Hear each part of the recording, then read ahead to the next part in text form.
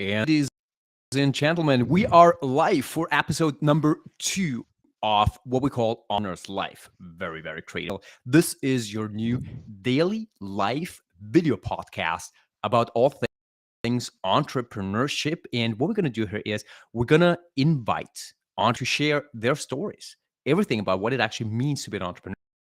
And I'm very, very happy to have an entrepreneur with us today here for episode number 2. With us is Nadim Kuttab. Say hi, Nadim. Hey, Philip, it's good to be here. Thanks for having me live in your podcast. Fantastic. So I hope you can hear us well. I think we have some connectivity issues on my side, so I apologize if that is the case. But anyways, we'll stop. We'll not stop here. Dive right into this. I'm super, super stoked to have you here for our episode number 2. And yeah, we'll just roll with whatever happens because this is life, this is raw, and this is how it's going to go down. Okay, so let's start with a little introduction. So I met Nadim 2 or 3 times already, and both of the times that I recall, sometimes I'm drunk and I don't know, so call right. And both times he was on the main stage actually at Affiliate World, so he shared the stage here with me, and that was amazing. And he talked about right. That's your kind of thing, right? You know how to run media. Is that true? Absolutely. I always joke it's pretty much the only thing I'm good at this stage. Well, let me share something that I stole from someone. I don't know who it was. Probably some old Greek philosopher. But you can only really be good at one thing, right? Otherwise, you are average or mediocre at everything. That's what they say, right? So let's hope this is true. For sure. I mean, definitely went down the path of not being a jack of all trades and focusing on a few select topics. I mean, I can jump right into it. I'm a native advertiser, Philip. It's what I've been doing for the last 6 years, almost 6 years at this stage, spending money on native ads. So I'm excited to talk about that today.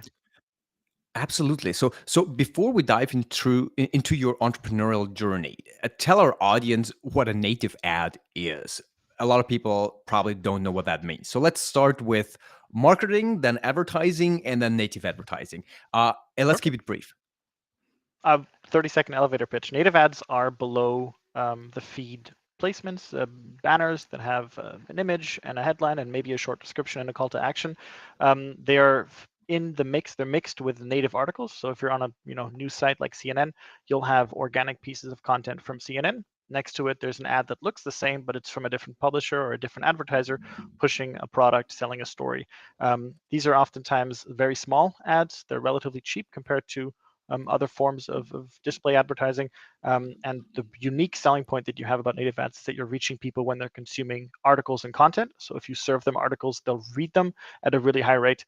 I mean, we have CTR, so people reading through our article, sometimes in excess of 50%. So, really, really, really high read rates, which lets you push a narrative. And we've taken that and essentially built a model around it for brands and bigger companies to spend a lot of money on native ads.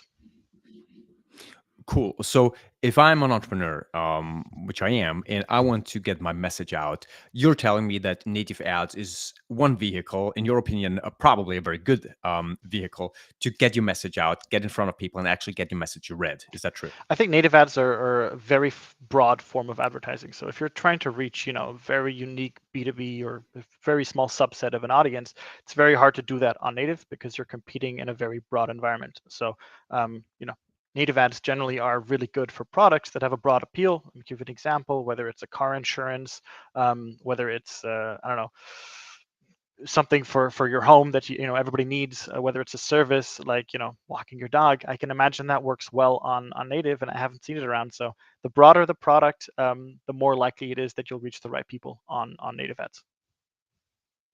Cool. So, first of all, what you do might be interesting to a lot of entrepreneurs and how they can get their message out. Secondly, I want to speak about your journey as an entrepreneur, because from what I know, and correct me if I'm wrong here, but from what I know, you started as a media buyer. So, a person who purchases ads basically makes sure that a product is promoted through native ads, right? But then you became a managing director, CEO of a company doing exactly that. And just recently, you have become a full entrepreneur. This is why we have you on, right? So you're a fresh entrepreneur, if I'm right. Now, basically doing similar stuff to before, but on your own terms with your own company. Is that true? Yes, in a nutshell. I mean, I started off as I finished my political science degree in 2017. Started as a very junior. How much is that worth as an entrepreneur now? Oh, I have no idea. Not a lot. I mean, I enjoyed it, but I don't know how much it helped me in what I'm doing right now. What I did learn in general about education, and I mean, I think especially in our circles, there's a lot of different opinions about this, is how to sell myself. At university, one of the things that you had to do to lobby to push for, people to listen to you, was become very good at selling yourself, and that's definitely helped me a lot in life. Getting out there and learning to talk about what you do, how you do it, and a certain subject that you're passionate about. In this case, native ads. Um, I know that's not something that they teach you at school, but it's one of those skills that kind of transferred well into what I'm doing here. I think the other stuff maybe less so. I get that. I get that. I spent 11 years at university, Oh, and wow. that's not because I'm so smart. I do have a couple of degrees that my mom is very proud of. Hi, mom. Thanks for watching. And I'm actually somewhat proud of it as well. But the main reason I'm proud of is because it was very hard for me. It was very hard for me, and I'm not sure if it helped anything for what I do today. So I'm always curious about if people actually spend some time at university and how do you think it has benefited them? Okay, so selling yourself is one of the things you learned at school, at university. Yeah, for sure. And I think that transferred well into, I've always been somebody who's liked to take on new challenges. I'm not very comfortable being comfortable. Let's call it that. I like to be pushed. I like to be in an environment where things are changing. I've noticed, I had a 9 to 5 when I was younger, and I was really good at it for like 6 months, and then I was like, man, but I want to do more. So I took on, projects outside of my scope of work, and noticed at some point that I was just working, 60-hour weeks and enjoying it. I enjoy a certain base level of pressure, and you can achieve that as an entrepreneur by dictating how you spend your day. So you can, if I want to put myself under more pressure, if I'm too relaxed, if that's what you want to put it, I can go and find more work and do more. Yeah, and native ads, and especially direct response marketing, which is the type of marketing where you go out there to get a response directly, like it says in the name, has an unlimited amount of challenges. There's so much to do in this space that I find myself having to limit myself and focus on projects more and more, because of the way that I like to work. I mean, let me give an example, Philip. When I started this venture, early this year, I had maybe 40 different directions to go in, and I could have done what I did in my previous company. I could have done something completely new, and instead I said, well, I'm going to take what I'm good at, and I'm going to try to hone and build a product around it. So we've defined, I think it's 5 key areas of growth right now, and we're really building systems around those key areas. I think as an entrepreneur, one thing that I really took to heart is, as a leader, not even necessarily as an entrepreneur, learn to replace yourself. So really, it's essentially system building. What I've been doing in the last months is taking something, preparing it, handing it off, taking something, preparing it, handing it off, and that's allowed us extreme growth in different areas of what we do, and has been exactly up my alley because I get to do something new every month. I think that's amazing. And I think that's probably one of the things that I enjoy really as an entrepreneur as well. But let me dive into that. Mhm. So, as I mentioned before, from what I know, you do very similar things to what you've done before, but as an entrepreneur. So, you just mentioned one thing that might have shifted. You have more freedom to shape the different processes, I assume, right? For And sure, build your own for systems. sure. What are like one or two other things that have changed now that you are being an entrepreneur? I think it's very much around, I can structure the company around my pace. So there aren't any, call it, other visions in the company. We've put together a group of people, and the team that I'm working with right now believes in what I believe. They look in the same direction as I'm looking, and it allows us to work together towards a variety of different goals that are in one specific area. So let me give you an example. I've always wanted to put together an e-learning course for native, and it's just never been something that I've been able to dedicate the time to sit down and say, you know what, um, out of the 100 people that reach out to me a month for support on Taboola, on Outbrain, on different native ads channel, I can help maybe two because as an agency, we're just, or as a consultant, I'm very expensive to sit down with for 10 hours and look at your campaigns. Whereas if we build a product that's more accessible, we suddenly bring native to more people, allowing for more brands to succeed on native, and carve open an entire sector of native advertising that currently really is underdeveloped. And that's been a passion, if that's what you want to call it, of mine for quite some time that I've never gotten around to. And now that I'm dictating the pace of what we're doing here, we're throwing time and energy at building out something that I think is really going to help a lot of people understand Taboola, Outbrain, and native ads overall. That's cool. I want to dive into something else. And I think you being kind of like a fresh entrepreneur, you're probably a great person to speak about this topic. So there's a lot of hype, I would say, about entrepreneurship nowadays. A lot of people want to work on their own terms in whatever way. I think it's a generational thing. It's also it has to do with a lot of like trends that we see. But then I feel there's a big difference between somebody freelancing or trying stuff on their own and being an entrepreneur who is actually building a company, right? It I also think, means that, go ahead. go ahead. I think it's a very much around, are you building a product or a system? I think if you're building a product around yourself, you are the product. You are what goes out. If you're a freelancer, that's you're the freelance designer, you're a freelance consultant for different areas. That could be an incredibly lucrative job, and I would consider you an entrepreneur, but not a system builder per se. So I think that true entrepreneurs, the people that I've talked to, like you, like other people that you'll be talking to the next days and weeks, they strive to construct things. I always say that we're engineers for products that are a bit more less tangible, or systems that are a little bit less tangible. I spend a lot of time, when I go to bed, it's one of the few times of my day where I'm not working or I'm not mentally at my desk. I have all these ideas on, okay, how do we structure ideas? And I've talked to other entrepreneurs that are like, yeah, I have a little, might sound cliche, but like a piece of paper or a notebook next to my bed with a pen where I can just jot down ideas, Of because course, yeah. some of the best ideas come when you're not trying.